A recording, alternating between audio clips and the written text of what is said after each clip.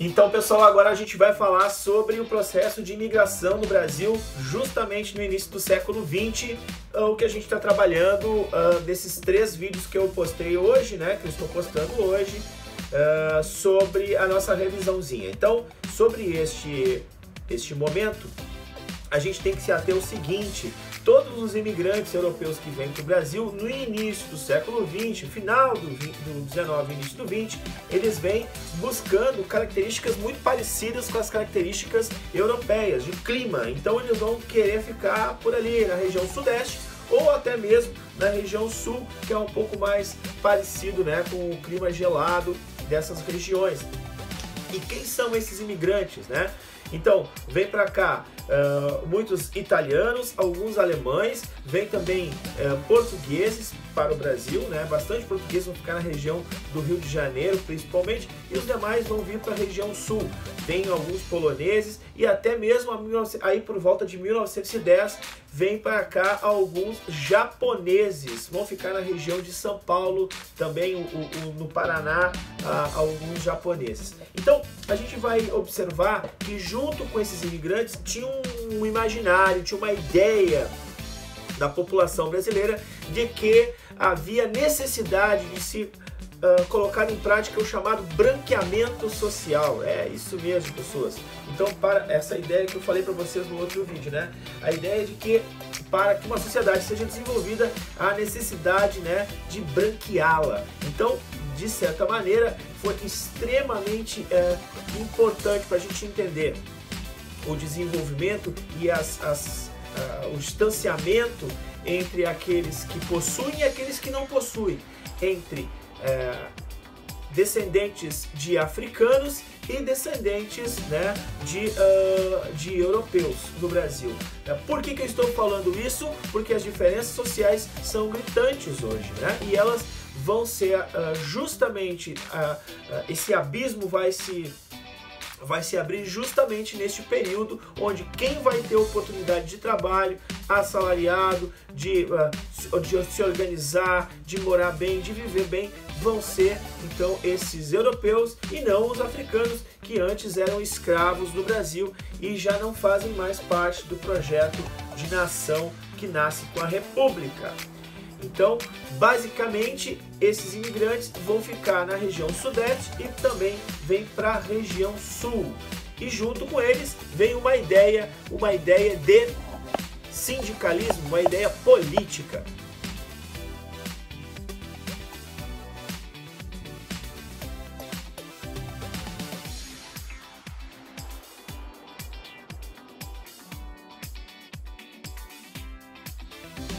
Então, com a ideia dessa diversificação na produção, que era uma proposta justamente de substituição de importações, o governo Afonso Pena, por volta de 1910, vai fazer então um investimento forte, vai criar um sistema de povoamento. Esse sistema de povoamento e imigração, ele vai pressupor o quê? A utilização da mão de obra desse trabalhador europeu que já está acostumado ao trabalho industrial, né, a ocupar postos de trabalho nessa região sudeste, tanto no Rio de Janeiro, por desenvolver a indústria no Rio, como em São Paulo. Então, nós vamos ter aí este surto industrial que surge a partir da diversificação dos negócios e com uma necessidade, substituir a importação por conta da guerra que ocorre na Europa.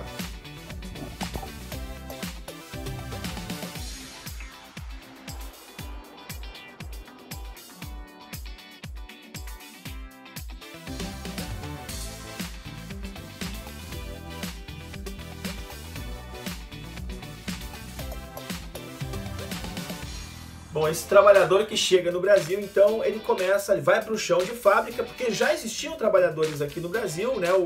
A indústria, ela começa com trabalhadores brasileiros, e aí esses caras que chegam aqui começam a desconfiar assim, mas como? Não existe uma política de salário?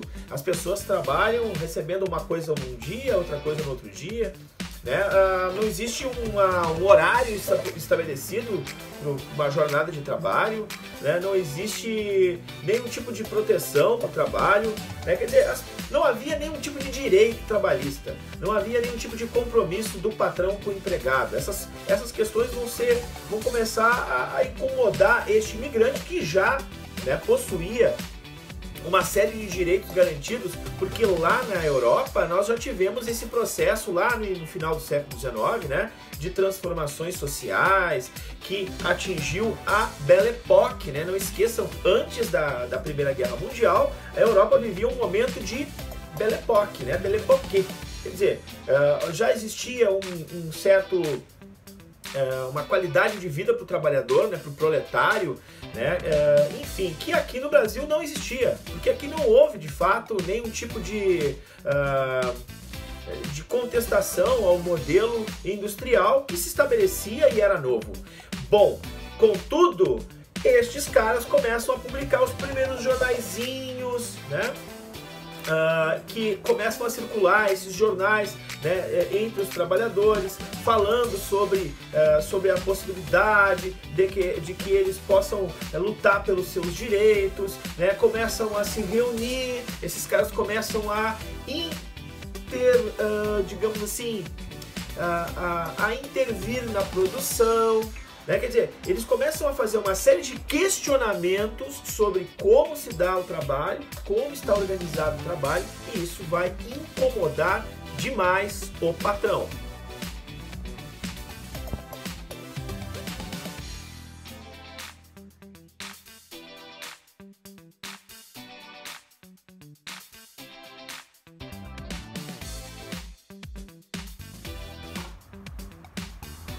Pois então, esses trabalhadores que estão aí reunidos vão fundar uma confederação de operários brasileiros. Justamente, meus queridos, a COB. Em 1906, aí por volta de 1906, eles formulam então essa confederação de operários brasileiros, onde eles vão aí acabar discutindo ideias anarcossindicais, isso mesmo, a experiência anarquista, né, e por conseguinte socialista que vai vir depois, né, ela já vem com esse italiano principalmente, né, com esses espanhóis e italianos que vêm para cá e começam então a partir aí da COB, começam a se organizar, fundaram esses jornais, circulavam esses folhetins e começavam a questionar, e quem não gosta disso são os patrões. Pois, não demora muito, né? Logo depois da guerra, lá por volta de na década de 20, 1922, é formado o PCB. Isso mesmo, meus queridos, Partido Comunista Brasileiro. É fundado em 1922 no Brasil. Aliás, é o partido mais antigo que está na ativa hoje no Brasil, é o Partido Comunista Brasileiro. E ele foi fundado por quê? Ele foi fundado justamente por essas ideias, né, que já eram ideias anarco-sindicais e tornaram-se depois, foram amadurecidas e tornaram-se ideias socialistas. Não podemos esquecer também que no final da Primeira Guerra Mundial, antes do final, a a Rússia sai da guerra e faz uma revolução. A gente vai ver isso aqui, a gente vai trabalhar, vou fazer algumas aulas para vocês encaminhando esse tema. Ela faz a Revolução Russa de 1917 e depois toda a Revolução Social Russa até a década de 20, para que ela se transforme então na República Socialista Soviética. A Rússia então sai da guerra e promove e funda o Estado Socialista. Isso vai ser inspiração para o Partido Comunista, que nasce aí em 1922, engrossando o movimento social, né, o movimento do trabalhador, né, trabalhista brasileiro entre aí a década de 20.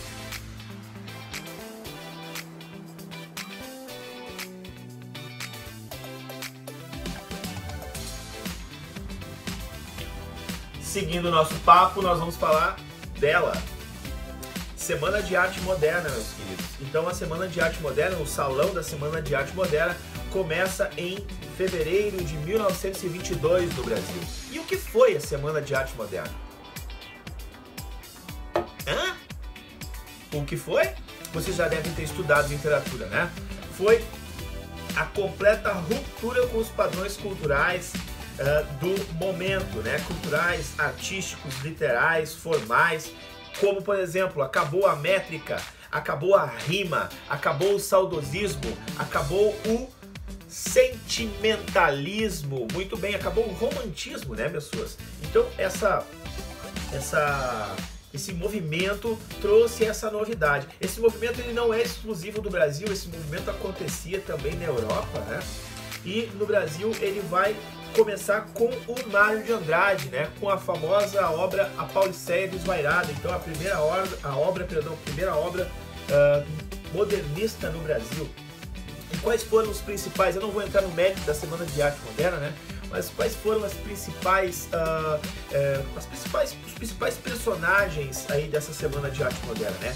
Então foi Oswald de Andrade, Mário de Andrade, Anita Malfatti, Tarsila do Amaral, o próprio, né, o Villa-Lobos, né? Enfim, de Cavalcante. Então toda essa transformação ocorre, né, também com essa ebulição. Vejam que nós falamos então sobre as transformações dos movimentos sociais, do movimento anarquista, né, do movimento sindicalista, a chegada de imigrantes, então essa cultura que vai transformando a sociedade. Nós falamos sobre o surgimento de um partido político, né, que era um partido que, por exemplo, greve era caso de polícia no Brasil, né? A República Velha reprimia com força e autoridade.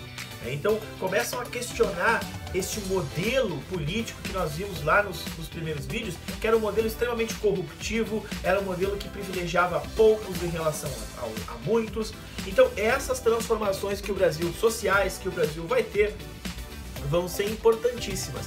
Acompanhando isso, as transformações culturais. Então a Semana de Arte Moderna ela rompe essa lógica, né, tanto na literatura quanto na arte que eu digo plástica, na escultura, enfim, na métrica, enfim, no jeito de ser, né? Na forma de comunicar com o espectador. Então isso vai ser muito importante para a gente entender essa ruptura, né, da sociedade com este modelo político que está tanto fazendo mal para essa sociedade.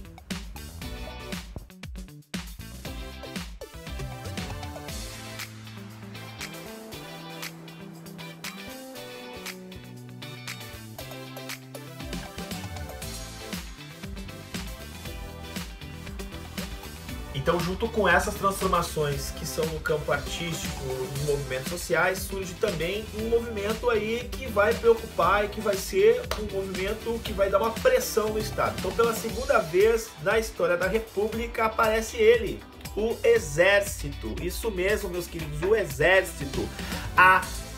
Digamos assim, a baixa oficialidade, né? Que são os tenentes e alguns capitães, vão começar um movimento que vai ficar conhecido nesse momento histórico como o movimento tenentista. Justamente o movimento de tenentes, o movimento tenentista do Brasil, ele vai se colocar como os salvadores da pátria, né? Aliás, o Exército tem essa característica, né, de aparecer para moralizar a sociedade, né, para mostrar para a sociedade que ele é uma entidade sem escrúpulos, né, que é uma sociedade que tem um compromisso com a moral, com a ética. Então ele aparece aí pela segunda vez na história do Brasil, tentando devolver, digamos assim, a ética à sociedade, visto que essa sociedade era corrupta, né, de governos corruptos, enfim, e assim por diante, né, que ficavam se alternando no poder. Então eles eram contra essas oligarquias, o objetivo era a moralização política através do voto, eles queriam o voto secreto, agora acabar com o voto aberto, que dava muito pano para manga, né? Porque com o voto aberto se obrigava o voto a cabresto, fim de fraudes eleitorais, afastamento do controle oligárquico dos grandes conglomerados, né, econômicos do Brasil, o ensino obrigatório para as populações, né, para que as populações pudessem saber ler e escrever. Claro que eles não... Olha só, a gente olhando isso, nossa, os caras eram... enfim, eles eram...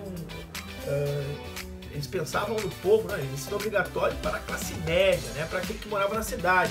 Lembrando que o Brasil, nesse momento histórico, ele é 80% mora no interior, fazendas. O Brasil não tem tanto desenvolvimento urbano, está começando esse desenvolvimento urbano a ganhar substâncias, né? Mas ele não é ainda a maior parte da organização social do Brasil. Então, a educação ela era para o urbano, tá? Não havia um interesse no desenvolvimento geral, né, para que atingisse as fazendas, enfim.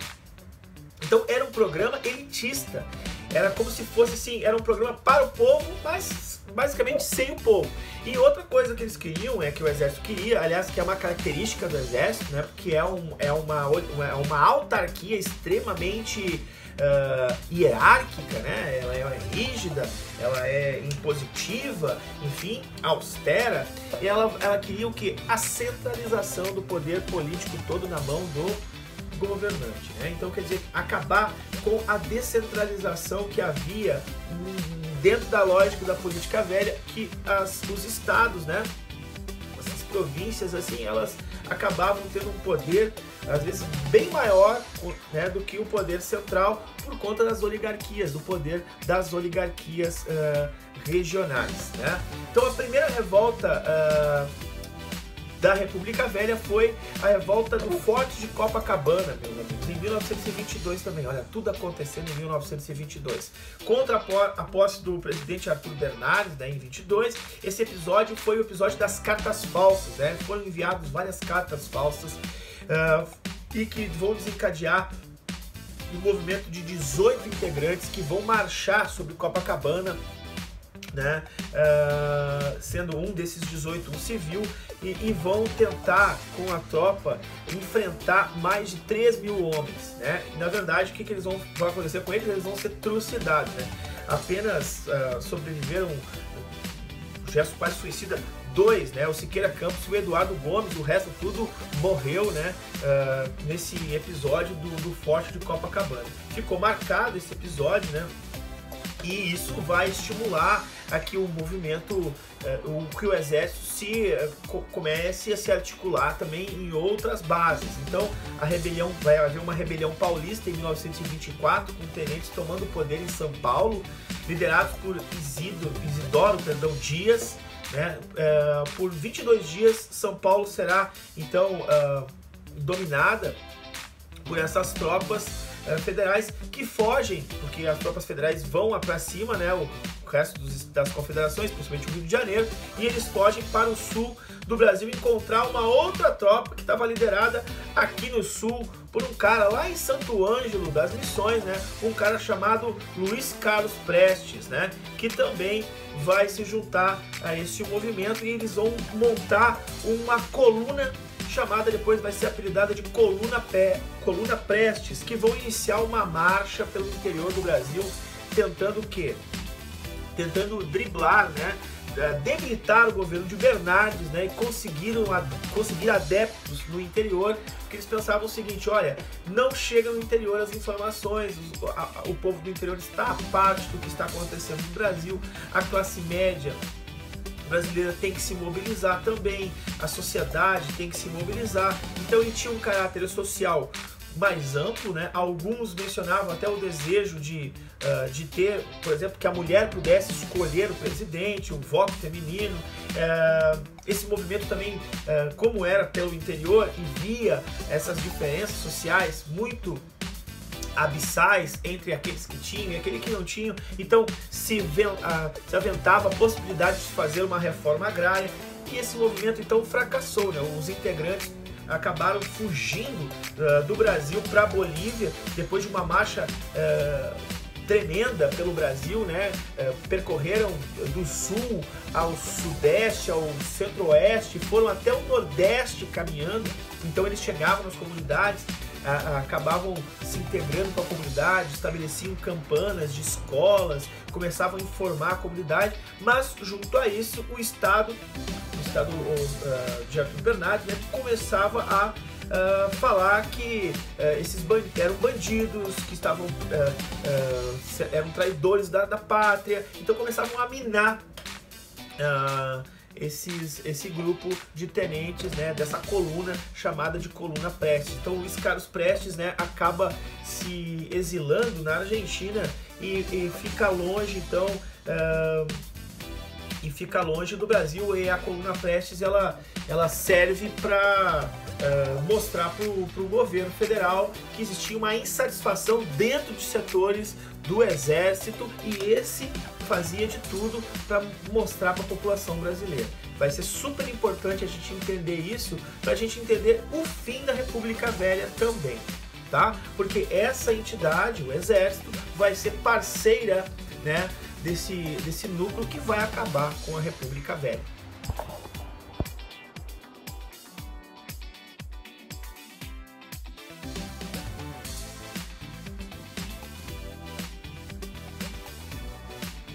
Então, o fim da República Velha. Como é que ocorre este final da República Velha tão nostálgico, né?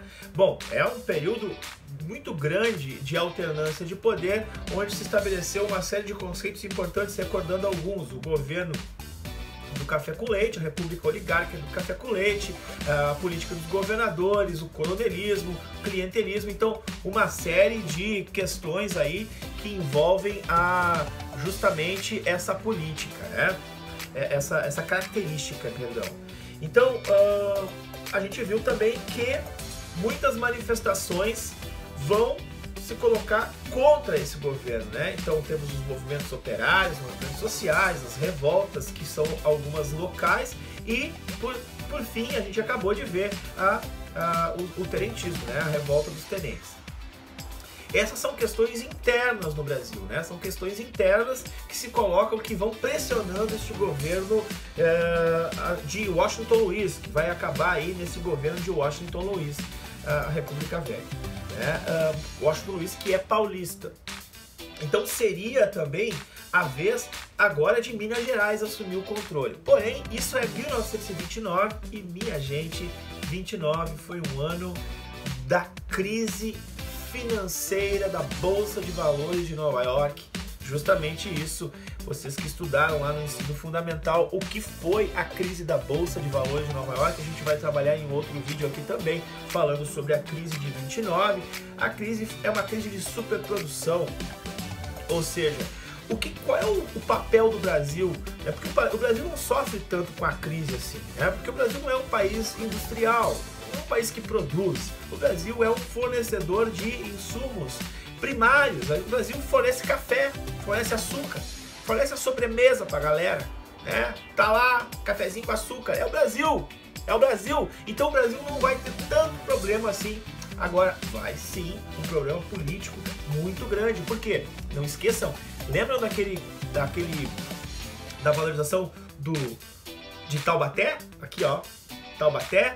Pois então, a valorização do café não vai poder ser mais feita pelo Brasil. O Brasil não vai ter mais condições de fazer essa compra de café, né?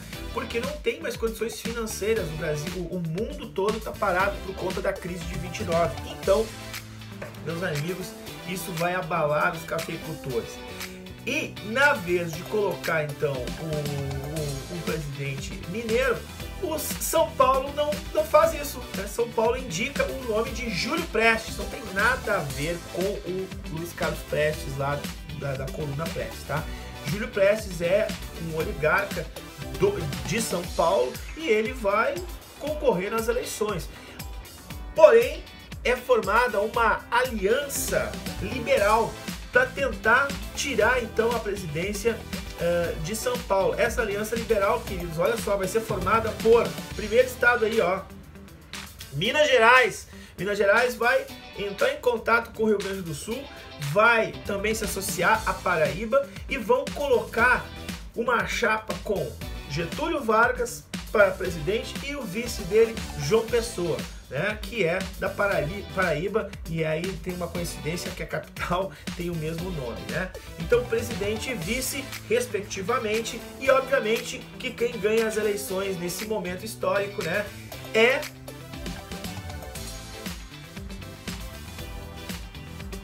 Júlio Prestes. Mas como, professor? O Brasil não estava vendo que existia um movimento operário, existia um movimento social dos tenentes, e né, a classe média não queria mais. Como assim, professor? Como assim ganhar? Porque não esqueçam que eram extremamente fraudulentas as práticas eleitorais do período da República Velha. Então, por serem fraudulentas, mesmo com o apoio da classe média, dos tenentes, de operários, até mesmo de partido, certa forma dos comunistas, né? Júlio Prestes vence a eleição e com muitos protestos o resultado das urnas surpreende o Brasil. Mas, no entanto, João Pessoa é assassinado na Paraíba por uma situação que não tem nada a ver, mas nada a ver com política. E isso, né, essa agitação popular pelo assassinato de João Pessoa, que era o vice de Getúlio Vargas, porque estava quase certo que iam ganhar Getúlio e João, né?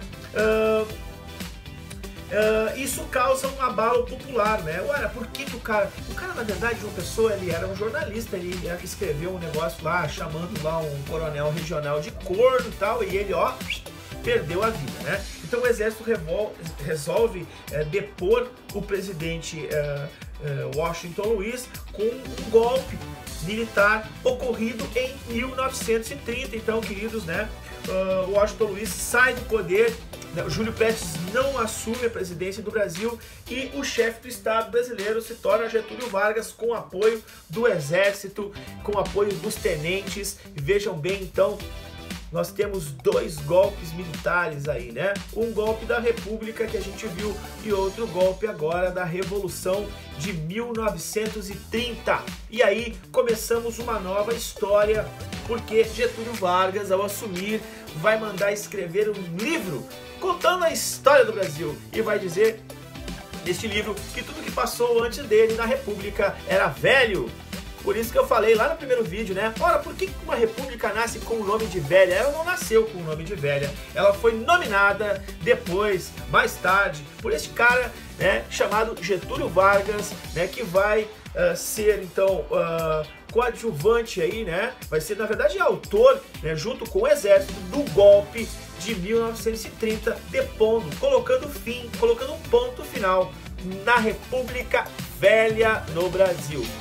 Certo, queridos? Então, sobre este novo governo de Getúlio Vargas, sobre a crise de 29, eu volto a me encontrar contigo. Não esqueçam, então, por favor, de curtir o meu canal, né? Quem não está inscrito, se inscreva no canal Prof.JairoBrum, vai lá no YouTube, tem outros vídeos para vocês e a gente se vê por aí.